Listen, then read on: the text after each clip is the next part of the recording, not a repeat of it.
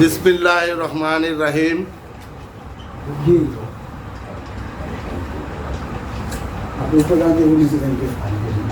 আজকে আমি যেখানে আছি বা যেখানে আসছি, একটা দরবারে আসছি, রূপগঞ্জ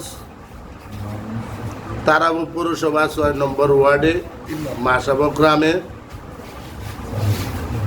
বাৎসরিক কতটুক জানি না, আমি জ্ঞাত না, তবে এইখানে একজন চেতন গুরুর সান্নিধ্যে এসেছি, যার নাম অনেকেই পেপারে, ফেসবুকে, ইন্টারনেটে প্রচার এবং প্রচলিত, সবাই জানেন।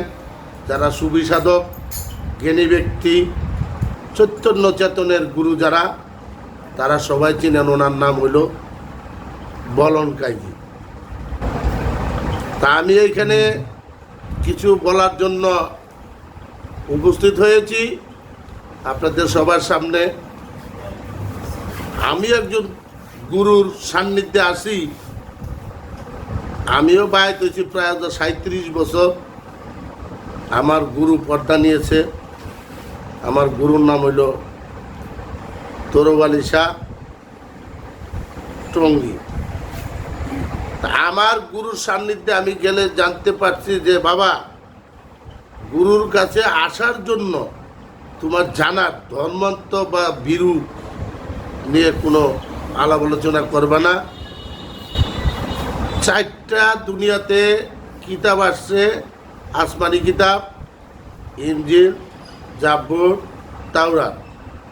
লাস্টে যেটা আসছে আমার আখেরি নবী এবং শেষ নবী হযরত মুহাম্মদ সাল্লাল্লাহু আলাইহি ওয়াসাল্লামের মাধ্যমে যে কোরআন নাজিল হয়েছে 30 পারা।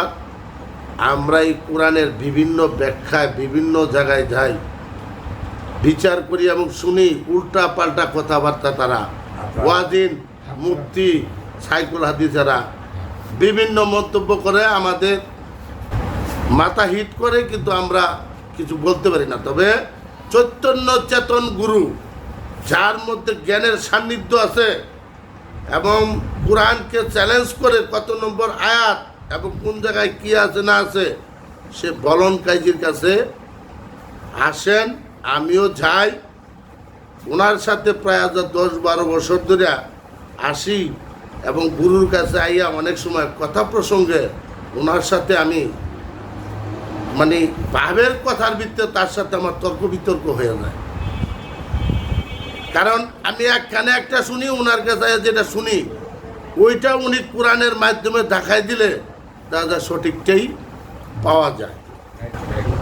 তবে আপনারা যারা আছেন, এই যে কোরআন নিয়ে আমাদেরকে ভুল ব্যাখ্যা দিয়া উল্টাপাল্টা ইসলামের মধ্যে যে হানাহানি, কাটাকাটি, সংগ্রাম হচ্ছে, এগুলোর থেকে বিরত থেকে ভালো একজন চৈতন্য চেতন গুরুর কাছে যান, তাইলে জানতে পারবেন সঠিক কোরআনের তর্জমা এবং আপনার যে গঠন প্রণালীর দেহের ভিতরে কি আছে না আছে, প্রত্যেকটা কোরআনের আয়াত দিয়া এবং অক্ষর দিয়া তার ব্যাখ্যা দিয়া এই বলন কাইজি বুঝাইতে পারে এবং তার মধ্যে পাই।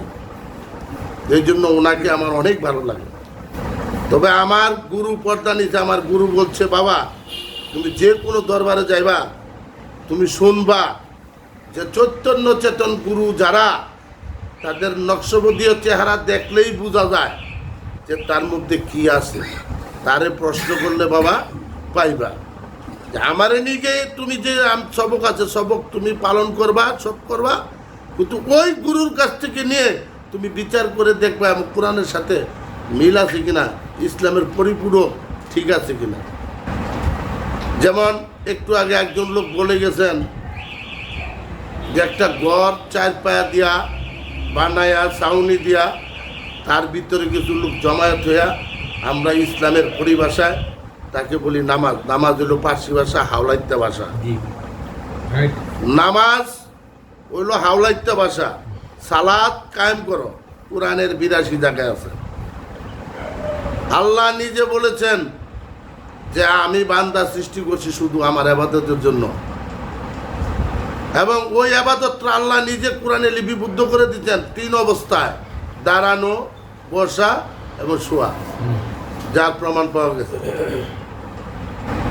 আর যেই ঘরটা মানে আমরা যেই ঘরে যাই, এটারে অনেক লোকে ওয়াজিন, মুক্তি, সাইকুলাদি যারা বলতেছে বড় বড় ডিগ্রি লিয়া, এটা আল্লাহর ঘর। নো নেভার, কখনো এটা আল্লাহর ঘর না।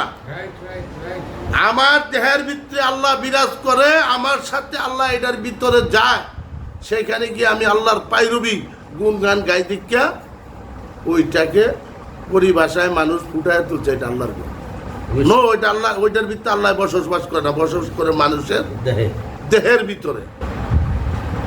তবে উনি অনেকগুলো পুস্তক, বই লিখছেন এবং ছাড়ছেন, ইন্টারনেটেও পাওয়া যায়। প্রায় 27টার মতো লিপিবদ্ধ বই উনি রচয়িত, ছাড়া হয়েছে। আপনারা নেবেন এবং পড়বেন, সঠিক ইসলাম কি জানতে পারবেন। আর যদি কোথাও উনি এখনও দুনিয়াতে জীবন্ত অবস্থায় আছে, খবর পেলে ওনার সান্নিধ্যে যান, জানার জন্য। গেলে এই যে আপনি কী হয়ে যাবেন, না হয়ে যাবেন, নষ্ট হয়ে যাবেন, পুজা যাবেন, ভুল ধারণা। আপনি ওই চৈতন্য চেতন গুরুর কাছে, বলন কাইজির কাছে গিয়ে আপনি প্রশ্ন করেন, উত্তর সঠিকটা পাবেন এবং সঠিক মুসলমান হইয়া তারপরে দুনিয়ার তেনে কবরে যান। আপনার ওই বাবার নামে, দাদার নামে যে মুসলমান যে ধর্মে আছেন, ওই ধর্মে চলবে না। নিজের মুসলমান নিজে হইয়া তারপরে যান। তা আমি ক্ষুদ্র মানুষ, যতটুকুই বিভিন্ন দরবারে যাই বা ময়মুরবির কাছে যাই বা চেতন গুরুকে সান্নিধ্যে যাই, যতটুকুই আমার শিকার শেষ নাই। দোলনা হইতে মৃত্যুর আগ পর্যন্ত শিকার মানুষের শেষ নাই। তবে আমার ক্ষুদ্র জ্ঞান আমি যতটুকু বলছি, জানি না আপনারা কতটুকু কী লাগু হবেন। হ্যাঁ, আমি সঠিক ইসলাম বা কোরআন রিসার্চের সম্বন্ধে ওনার কাছে গেলে আরেকটা ভাষায় বলে যে মহামানব যিনি আসছে দুনিয়াতে, ওনারে মা আমেনার গর্ভের থেকে মানুষের মৌলবীরা কয় ভায়া করে বলাইছে। ওনার নাম বলে গোলাম মুস্তফা, আবার হয়েছে নবী, নবীর পরে হয়েছে রাসুল। আসলে 3টা ভাষায় কী জিনিস, মোস্তফাকে, নবীকে, রাসুলকে, এই চেতন গুরু চৈতন্য বলন কাইজির কাছে আসেন, সঠিক তথ্য পাবেন। ভুল ধারণায় যারা আছেন, আমরা যে ভুলের মধ্যে আছি, দুনিয়া তো অন্ধকার, হাইসরের ময়দান অন্ধকার হয়ে উঠত। এই ভুল ভ্রান্তি নিয়ে চলে গেলে যে ভুলে আছি অন্ধকারে, এই অন্তত্ব তো আছি। ওই হাইসরের ময়দান যে একটা শব্দ আছে, ওইটার মধ্যেও মনে হয় আমরা জাগ্রত উঠবো, অন্ধ হইও। তাই আমরা চৈতন্য চেতন গুরুর কাছে যাওয়ার জন্য উনির মধ্যে সান্নিধ্যে যান, জানতে পারবেন, বুঝতে পারবেন। আমি একটা সঠিক নগণ্য ক্ষুদ্র মানুষ, আমার কিছু এত জ্ঞান ভাণ্ডার তবে নাই, কিছু বুঝিও না। বাংলা কথা দেশের প্রচলিত কিছু বুঝি, আপনাদের সামনে বললাম। ভুলভ্রান্তি হইলে ক্ষমা দৃষ্টিতে দেখবেন। জয় গুরু, জয় গুরু, জয় গুরু। বলন কাইজি। Thanks for watching. Lots of love.